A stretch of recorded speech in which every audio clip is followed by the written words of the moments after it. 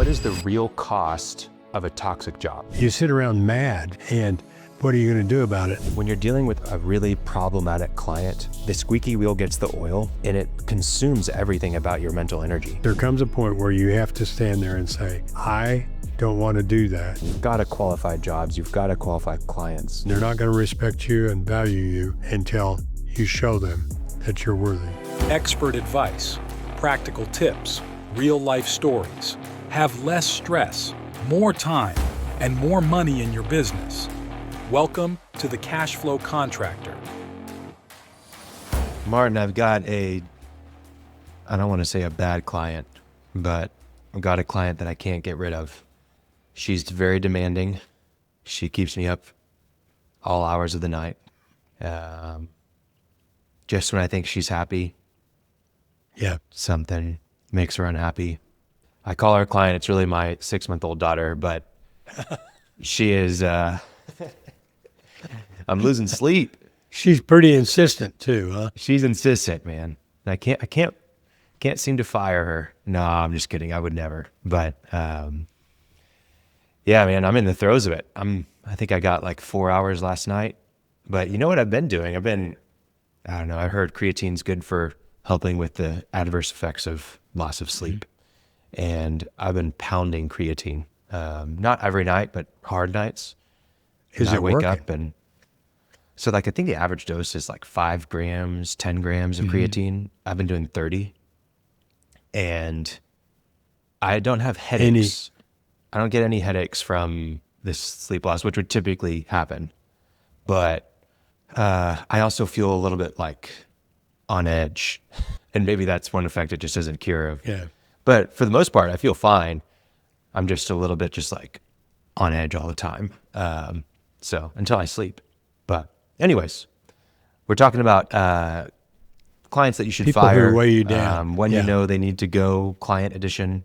I think we've maybe talked about this several different times, but we just want to cover what you can actually do when a client is draining your time, when they're affecting your team, whenever you're losing margin on jobs because the client's a nightmare.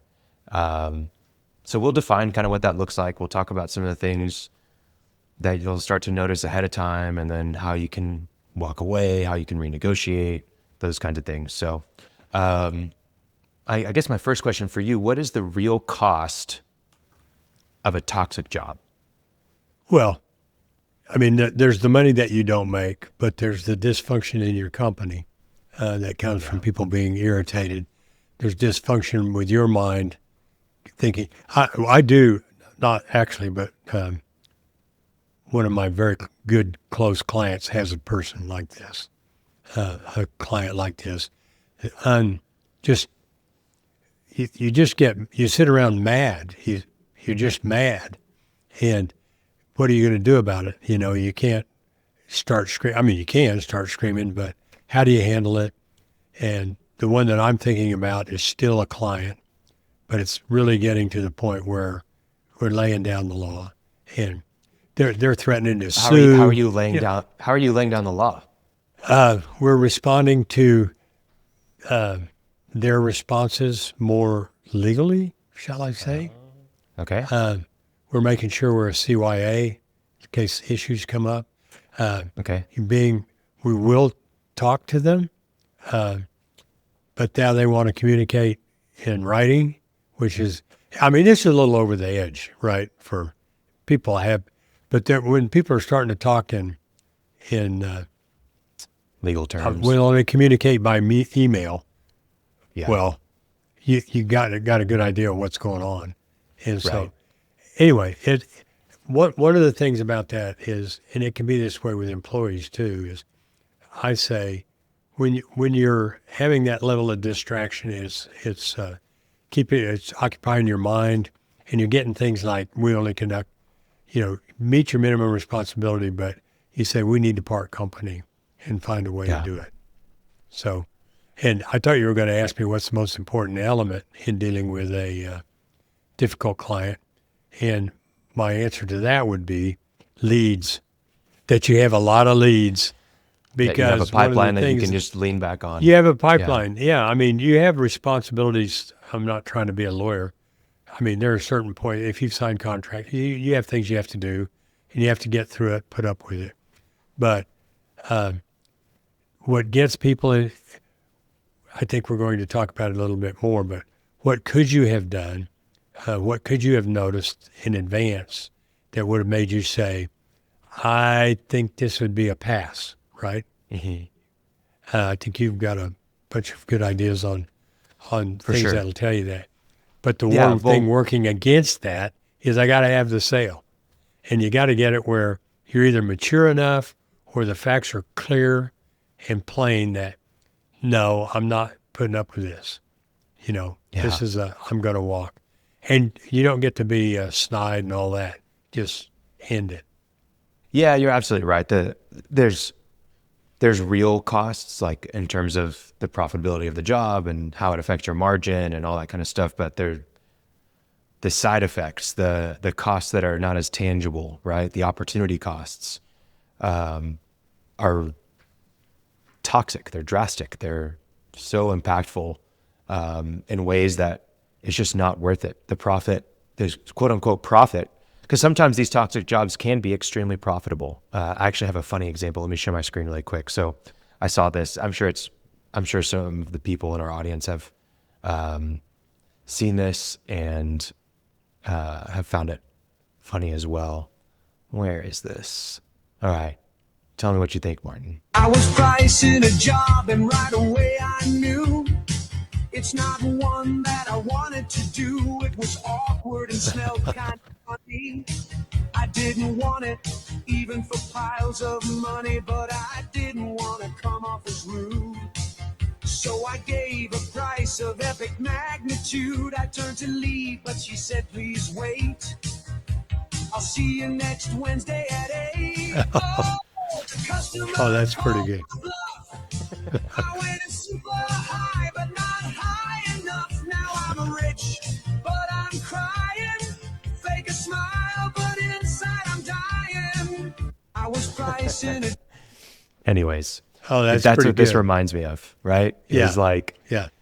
oh, I'll price it really high. It'll be worth it. Like, it'll be okay. And then you get in over your head. And sometimes it's not even like, kind of like in the song, it may not be the customer that is actually the toxic problem. It could be the project is just in over your head. Right. And it's causing all the problems inside of your company, inside of your team.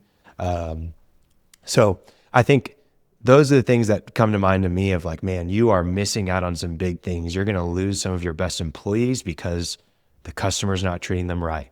You're going to miss out on new sales because you're so focused on handling this situation. You're going to be stressed out going home and your wife's going to be upset.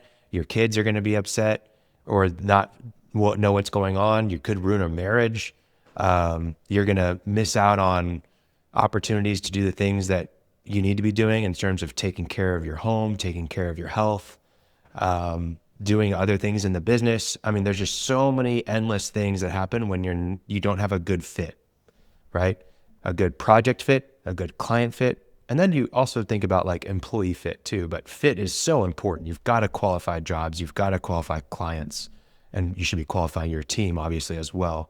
But those are the things that come to mind for me. What is it? We've talked about customer concessions before and how that can ruin a lot of what's going on, and bad clients are prime for customer concessions. So we've kind of identified what the costs are. Let's talk about how you can spot these things before the contract is actually signed on the project. What are some things that you can do to qualify a client and a project and spot the red flags before moving forward? Well, one thing I remember when I was bidding jobs as a contractor was people who would say something along the lines. Matter of fact, I even came up with a saying that I gave them, but I just don't see where that cost is. And, I just can't see where the cost is. And I said, well, that's good. It's your job to appreciate the project. It's my job to price it. If we come together, it works. But of course you don't see the cost. You have no clue how to do what we're doing. Are you in or out? And I've never had anybody actually respond negatively to that. Just say, you don't understand what the price is or the cost is. I do. Yeah. Here's my price. And Yeah. that's one thing. But I wasn't kidding earlier when I said about leads. If you go in to present anything to anybody, you have to have your chin up, right? And you have to have confidence. That will sell you a higher price if you display confidence and Yeah. not go in there meek. But the best way to do that is to have leads. I mean, if you've Yeah, got other you'll feel more leads, you can confident. go in and say, this is what I've got to do. This is what I've got to have to sell it. And they'll not everybody. There are always just jerks out there who know more about everything than you. So I don't know. That's one thing. People who are more concerned about not the project that you're going to deliver them and what they get for it, but what your inputs are and why you're doing this and why you're doing that. It's okay for somebody to ask why the pillars have to be so big, but not to come in and say, well, I worked in concrete when I was in college, so I know how to tell you how to do a basement pour, Yeah. So I think that's, and the self-confidence, you said, you could lose your wife. You're stewing about it. You're sitting around, and a wife could lose her husband, right? She might be the contractor. Yeah. But you have to decide also what you're doing this for. And people always lose, not always, but we talk about it frequently, lose sight that they started to do something they enjoy. And if they're ruining your life, you're just not you don't enjoy things, Yeah. then that's a cost. And you just say, am I really going to do this? And have the courage to say, no, I'm not. Yeah. I think that essentially knowing who you are, knowing why you do what you do, helps you to then qualify those opportunities. I think even in your mind and writing it down, this is the ideal project, and having that clearly written out can help you compare, hey, where are the red flags? Is this project lining up with this one? But even without all of that, you're exactly right. If they're nitpicking you during the estimate process, kind of not always. That can be a diligent customer, which is maybe what you want. You don't want someone who's like, oh yeah, we'll do it. And then they get to the process of actually doing it and like, oh, well, we can't pay, I think other things, hey, we've got our own materials already here. Is this something that you can work with? Oh no! Why do you have the material? I can order that off the internet. When you build a pool, I'll buy all the controls. That's a big one. Bad mouthing a previous contractor. Yes, there's bad contractors out there that probably deserve to get some flack, but are they going to start bad mouthing you? Like, was it the contractor, or was it the client that was the problem? Right? We've been through 2 contractors and it just hasn't worked. We're looking for the right one. Good luck finding them. There's a common denominator. I think unreal expectations around the scope you can kind of spot that when they're starting to talk about, like, they're just basically, and then we want to do this after that. And the scope keeps growing as they talk. Like, yeah, this is the project, but we also want to do this and do that. And it just keeps growing. If they're doing that during the sales process, that can be a red flag, because it kind of means that their vision isn't aligned with what yours is for the project. And then another one is that they're slow to return calls, but that's not in and of itself a bad thing, right? Sometimes people are busy, whatever, but if they expect instant replies from you and they're slow, not a good thing. There's other red flags. I don't know if you have any else that are coming to mind, but I know our audience has tons. If there's some that we're missing, send us a message. I'd love to hear your what's on your red flag list. But I would have those red flags like clearly listed out and as a part of your qualification process. And you know what's even better, Martin? Be transparent about it. Hey, Martin, excited to come and like bid your job for you. I just wanted to let you know some expectations we have. This is the ideal project for us, and we are really diligent about how we qualify clients. These are red flags for us on our clients, and what helps us decide if we want to work with someone or not. So let me read these off to you really quick, and then you share what the red flags are. And then they can be like, that's oh, clarity. Wow, they know what they're looking for.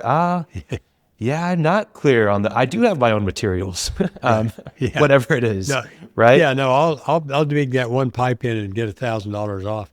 You know, one Yeah, thing, everybody listening, if they're in a trade or a contractor, have heard is, hey, from a developer or somebody, I'm yeah, building 4 tiny houses as a model and a concept. I need you to come in and do them for basically nothing because I'm going to yeah, build 100 of them and I'll give them to you. And yeah, of the people that I can recall sitting here now who've confronted that, it's never happened. They'll go do the plumbing work for the cost of the materials or something, and then the guy never builds them, or he builds them, but he gets a better bid. Anyway, so that's doesn't necessarily happen so much with dealing with civilians, but yeah. B2B, that happens a lot. Well, and one thing I do want to say as a caveat, like the longer your project life cycle and the longer your sales cycle, like how long it takes for people to sign the contract, the more you're going to be able to do this, right? If you're a service contractor doing 20 jobs a day or whatever it is, it's going to be a lot harder to do this. But at the same time, the impact of a bad customer is not usually as bad, right? Oh, it's $300 that I lost on this job for a bad customer. Let's just cut ties and walk away, right? Longer project, we're remodeling an entire kitchen. Wow, we could lose $150,000 on this job if it doesn't go right. You know what I mean? Yeah. So if you're doing lots and lots of jobs all the time, the process of finding the red flags, the process of walking away from a job will look very different.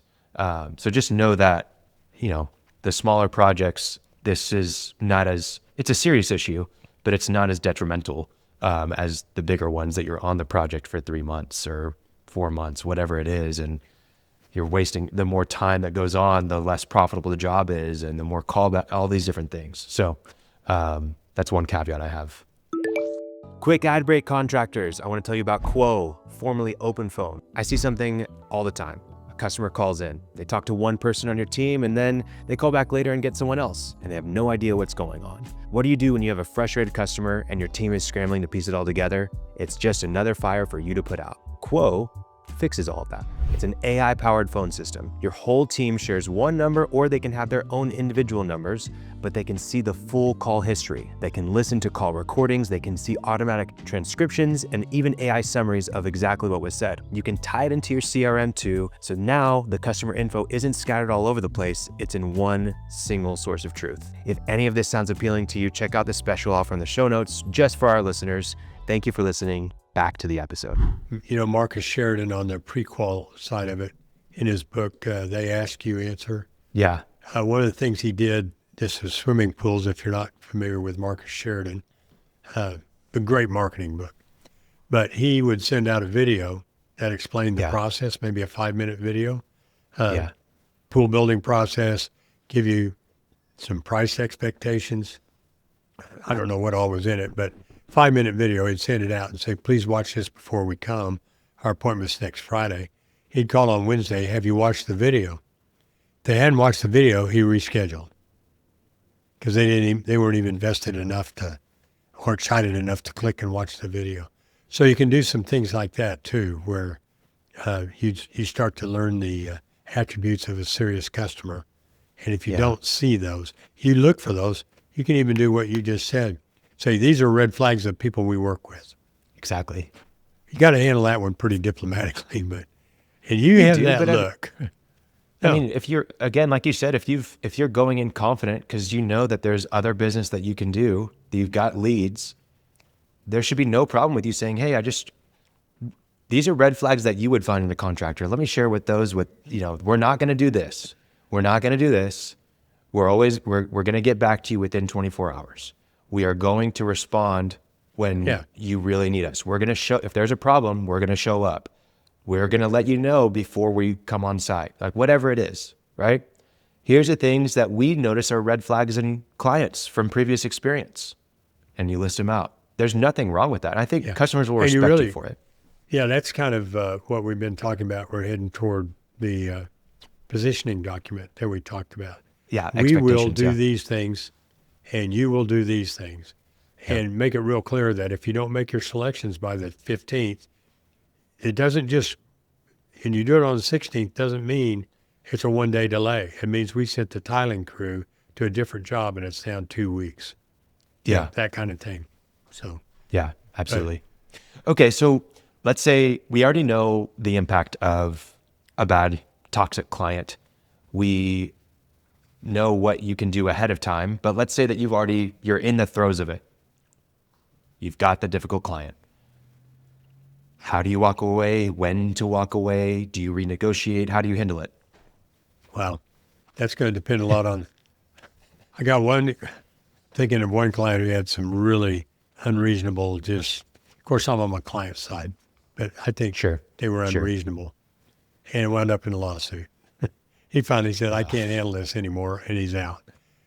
He allowed it to get to that point, though, by responding what I think, I hate to say improper, because, that puts a burden on it. It's never okay to get mad and show it. Okay? That's a good rule to follow. It is okay to get mad, but not to show it. And it's because it's working against you. The other side is controlling you when they get you angry and start controlling your behavior.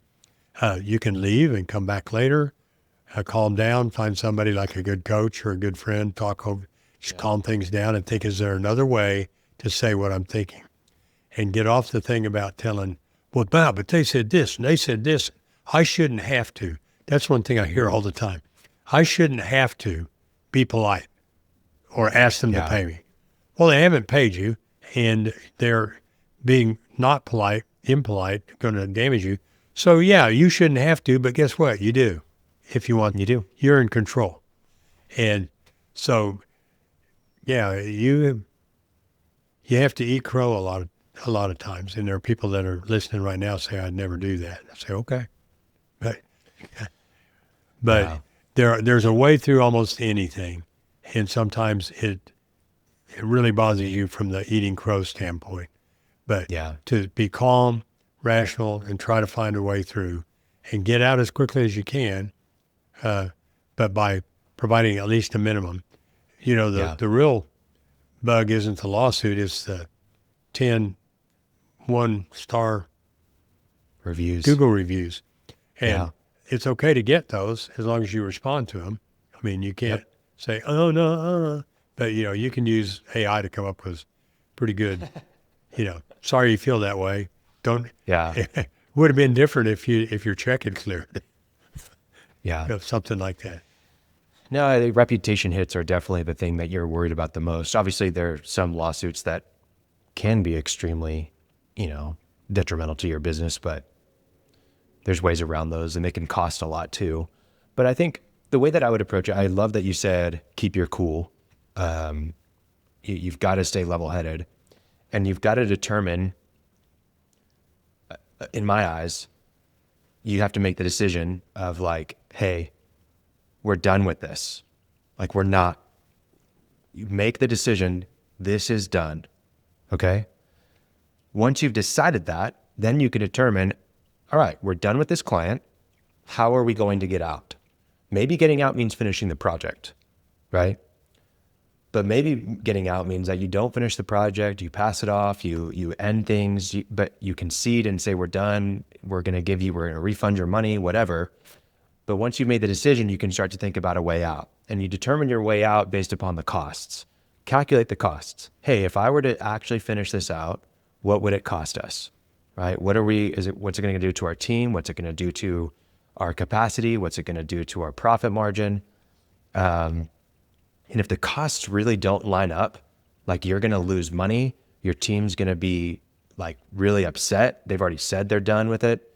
You're missing out on these next 3 projects that are with existing clients that are great. Then it's a walk away moment where you figure out how you can literally get off of the job. If none of those things are happening, like, no, the team's fine. We actually don't have any jobs lined up. It's just that we're losing money on it.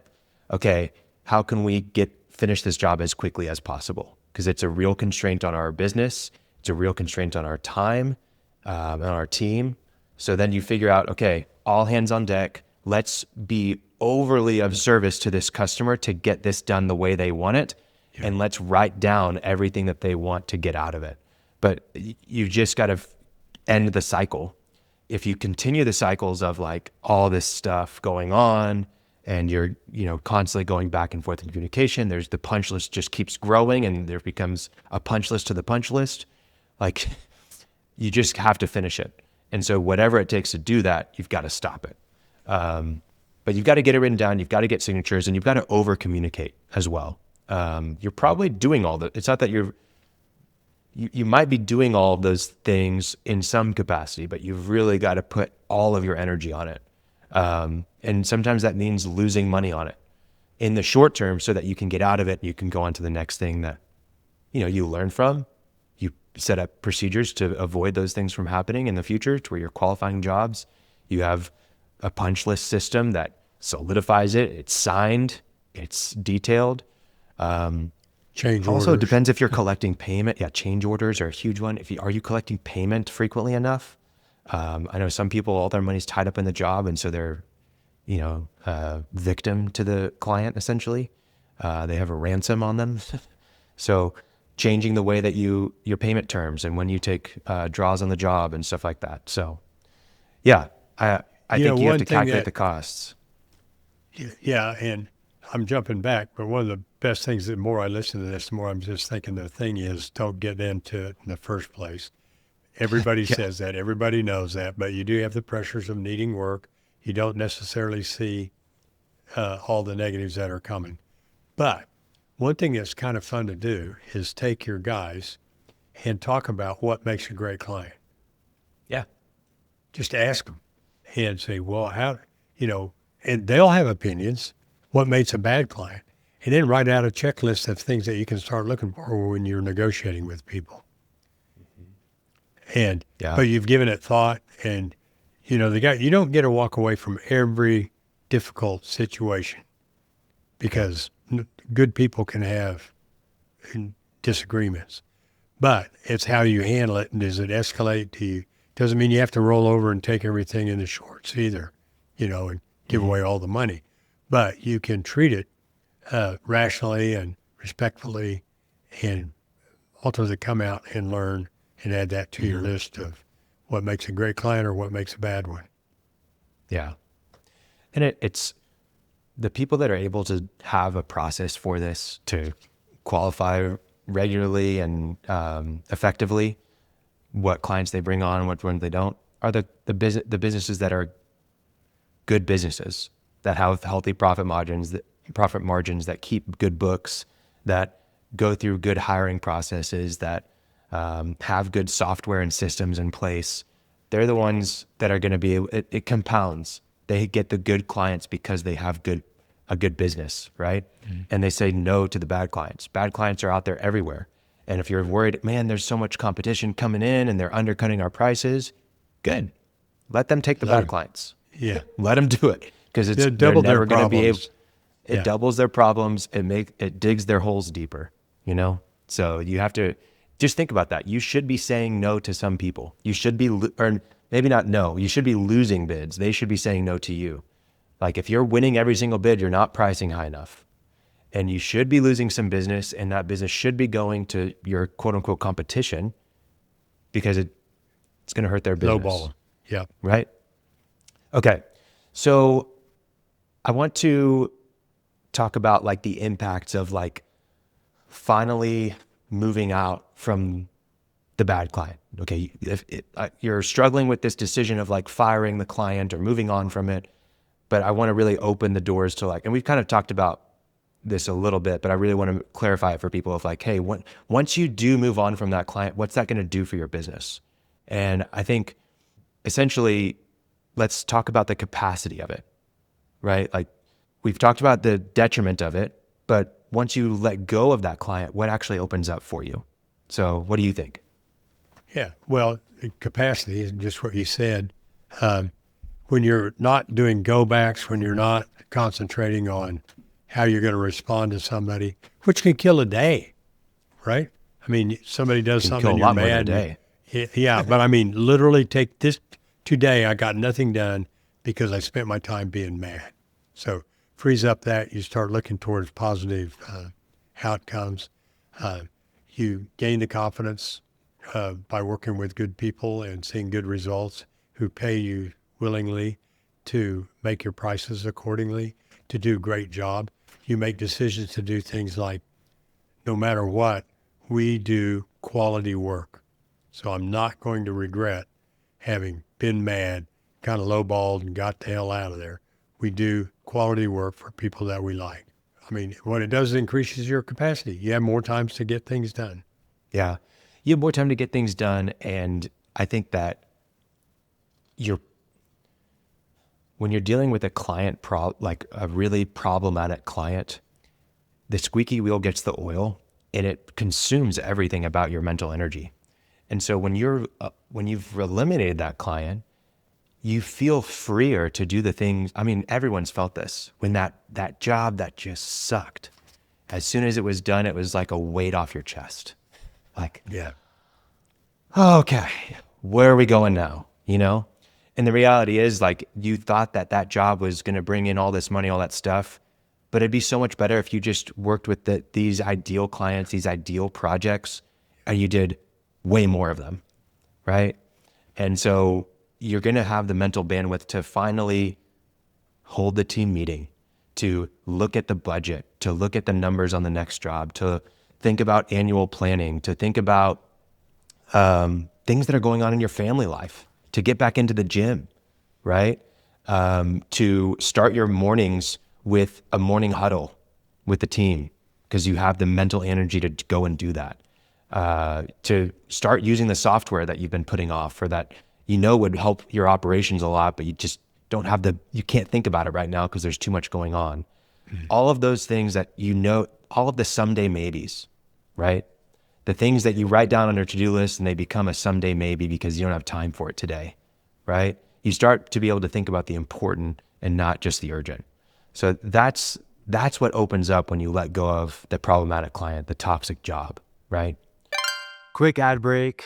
It's for me personally. I've got to promote my business and you are my target audience. If you're a contractor, you're running a business that's north of 500,000 in revenue, you already know the grind. You're the salesperson, the project manager, the HR department, and the guy that's fixing problems on the weekends and at 9 p.m. because you own the business and you're responsible. But I've got something for you. I built growth kits just to solve your problem of the chaos that comes with growth. It's a membership that gives you a growth team that's in your corner. It helps with staff, systems, and software. So you don't have to go and hire a bunch of people that you can't afford yet to fix problems that you've never fixed before. If you need to get work off your plate, we help you get up to 3 global talent hires per year as a part of our membership so that you can find low cost, low overhead positions to really take the admin work off of your plate.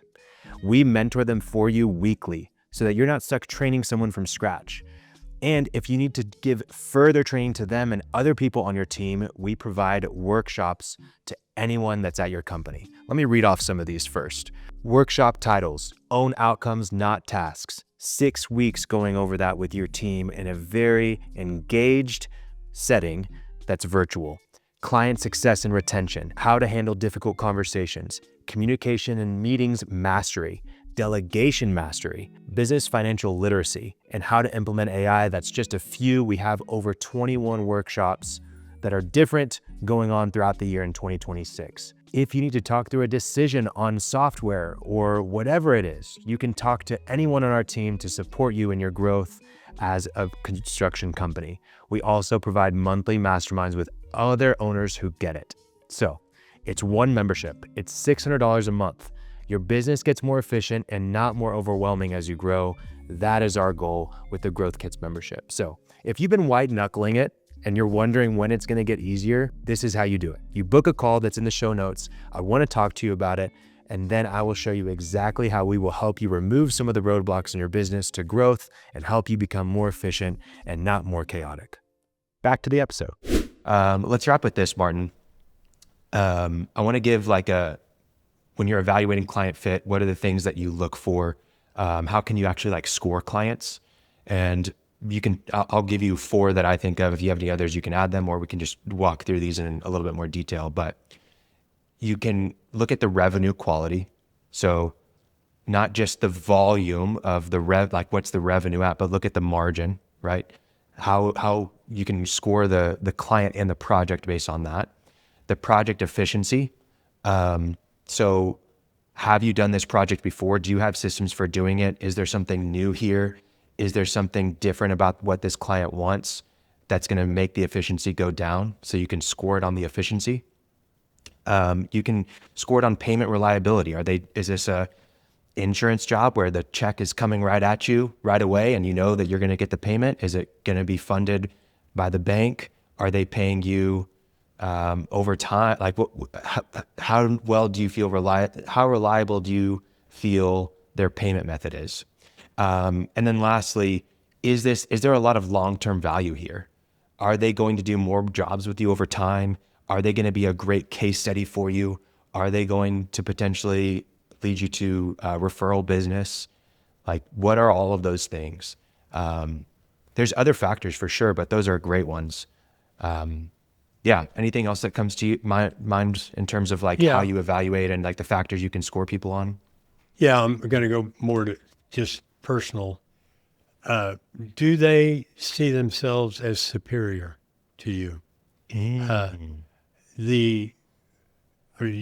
If you're watching, people can see I'm holding my fists next to one another. And my son says it well in the business he's in. He said, sometimes customers think they're up here and you're down here. And he said, and we don't do that. He said, it's fine if see each other as equals working towards a project. But a lot of times they need us more than we need them. So it really is important when you meet. It doesn't mean that you would never do anything, that you know, how good are you at judging people's behavior from their first impression. But people who are superior, and where I'm the customer, some of the ways you need to kiss. Let's talk about some of the ways that presents itself. Well, I'm the customer. You know, where they're spending their time, I call the shots. I set the time. You know, that's what Marcus Sheridan's video did. Said you got to invest 5 minutes. It might have been a 30-minute video. I don't remember. I think it was a 30-minute video. He's like, if you're going to spend $200,000 on a pool, you can spend 30 minutes understanding our process and what's about to happen over the next 2 months. And if not, you guys are probably not. Yeah, you know, you're superior to it. I don't need to mess with all that. Well, that's fine if you want to turn it over to all of us and just pay the bill when it's done. That's fine. I'll decide what color the tile is. But no, and you can just tell. I mean, aloof people, suspicious, and it's okay that some people might be that way a little bit. But as you talk and present and show them your credentials and your referrals and your insurance certificates and the clarity of your bid and your processes, they don't warm to that, then maybe, you know, that's something. Are they responsive? We kind of talked about that.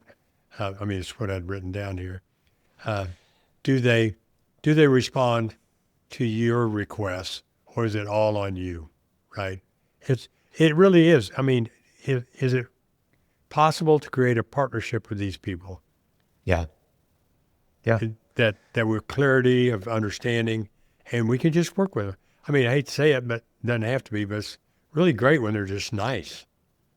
They show some respect, you know.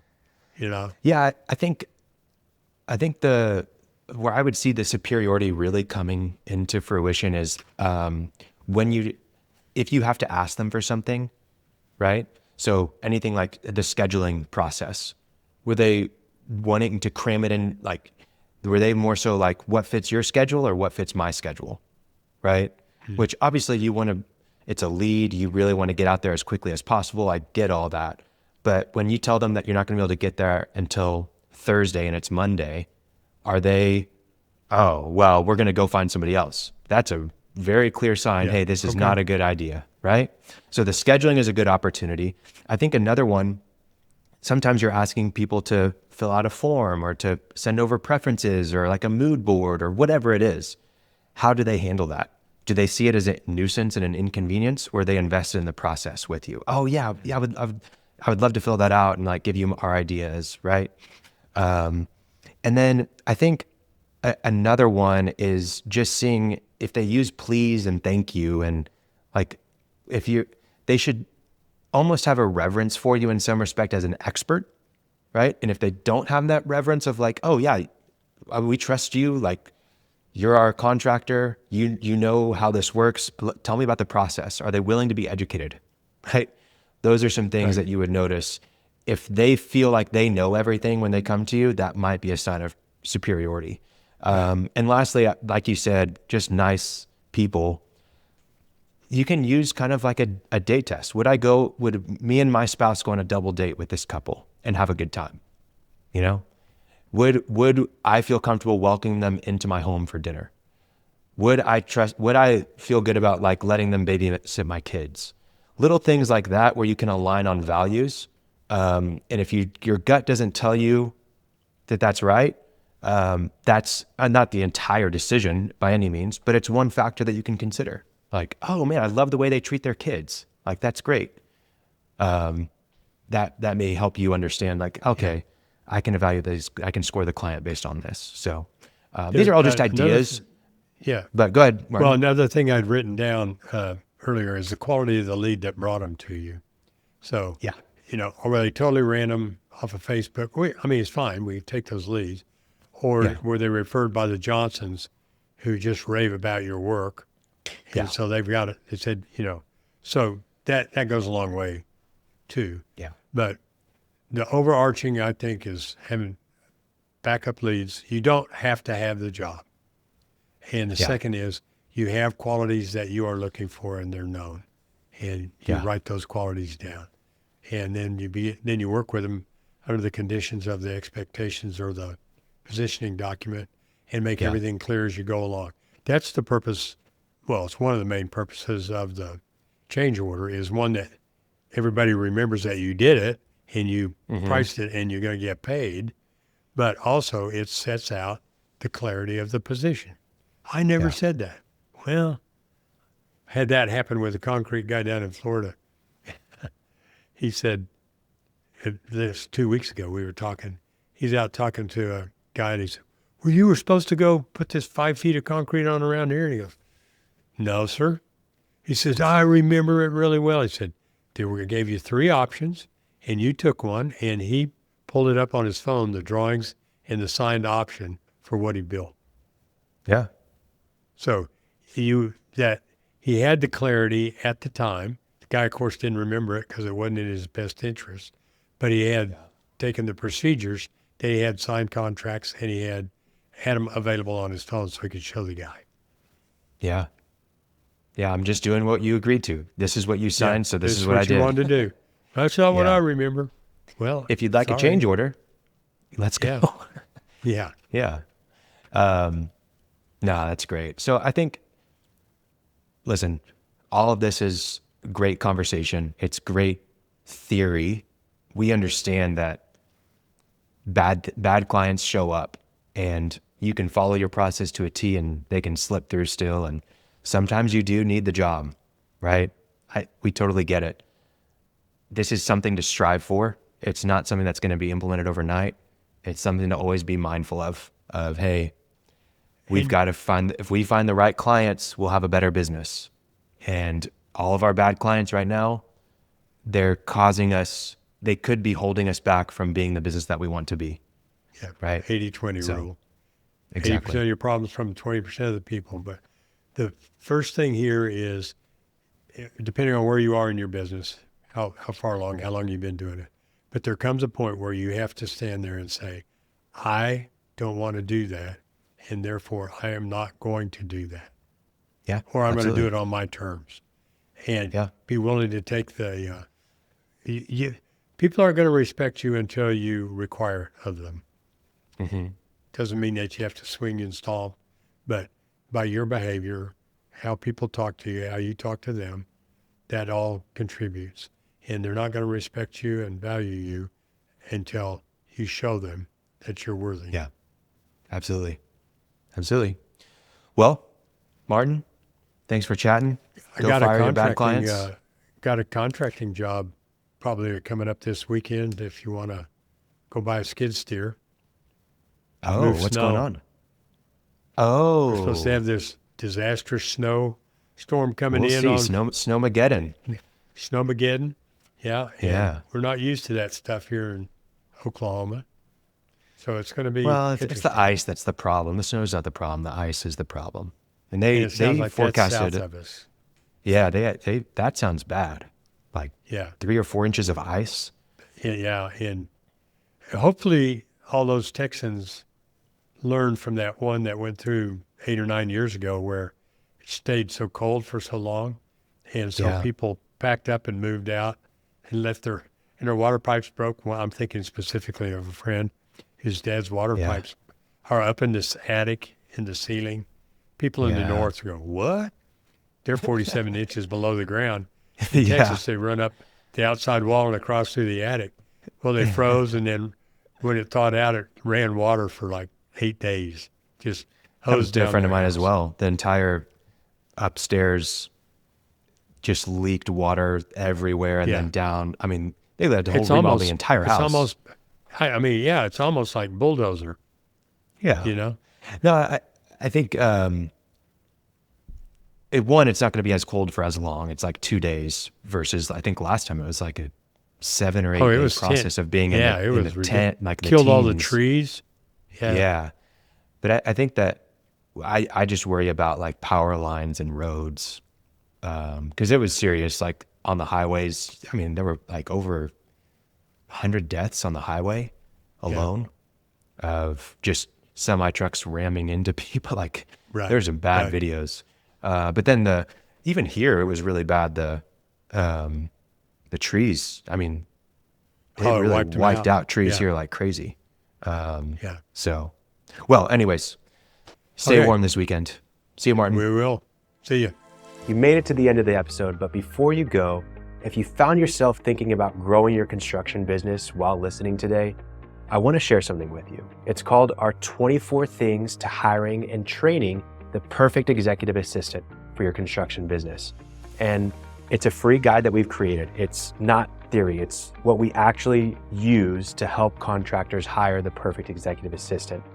And really, we help you find ways to delegate over 50% of your current workload and get back 20 hours of your time every single week. You didn't start your construction business to just be doing admin work, to be buried in paperwork and endless admin tasks. This is the guide that shows you exactly how to find and train someone who can actually take all that weight off of your shoulders. So this is a real actionable, great PDF that has templates and processes. It's really, really great. And I want you to check it out, even just to get your feedback and how we can make it even more valuable. But I know that you're gonna love it. The link is in the show notes. Please download it. We'd love to see how much of an impact it makes on you and your business. Thanks for listening to the full episode. Check out the guide. It's free. No reason to hesitate. No reason to wait. Download it now. And before you go, I just want to ask for your gracious subscription to our podcast. So if you have 2 seconds, it means the world to us. Just subscribe on YouTube, Spotify, Apple, or if you'd like our weekly newsletter delivered to your inbox whenever we release an episode, please subscribe in the show notes. Every week, we're talking about real strategies on how you can grow and build a profitable construction business that runs without you, so you can have less stress, more time, and more money. Click subscribe wherever you listen to the show, and thank you again for checking out the Cashflow Contractor. See you on the next episode.